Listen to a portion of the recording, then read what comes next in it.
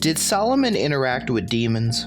This will be the third video in a series of videos looking at the mythology of King Solomon, specifically how King Solomon in this mythology interacts with demons. We've gone all the way from about 200, 100 BC, all the way until the end of the 1st century. However, there are texts that were originally written starting after the 1st century that we will be looking at today.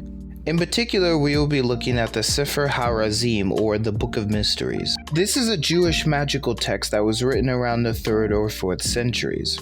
The lore of the text is that Raziel, the angel, gave this book to Noah and then was passed down through different faithful men throughout time until it got to King Solomon. It seems that this book is supposed to contain the wisdom and these other ideas of these various different faithful men as well.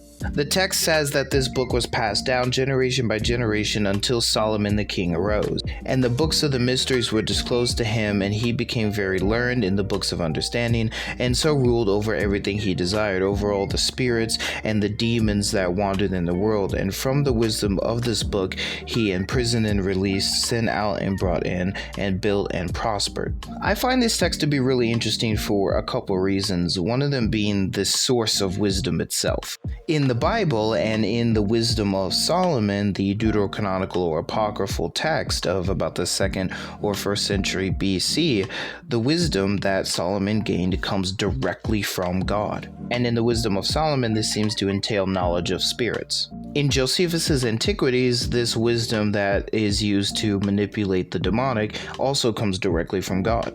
And the Apocalypse of Adam doesn't tell us the source of Solomon's ability to control the demonic, but it's only the Book of Mysteries and the Testament of Solomon that give a divergent understanding here. In the Testament of Solomon, Michael the Archangel gives Solomon a ring that gives him the ability to control the demonic. In the Book of Mysteries, it is wisdom that allows him to do this rather than an item, but that wisdom comes from a book and not directly from God.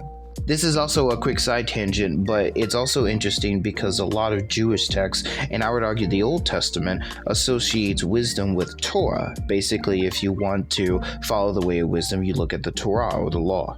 However, the Book of Mysteries locates wisdom in itself rather than anything else. The next text that we will look at in the next video is probably the most detailed when it comes to Solomon's interaction with the demonic. So if you're interested in that and you enjoy religion and mythology, don't forget to comment down below your thoughts and follow me for more content like this.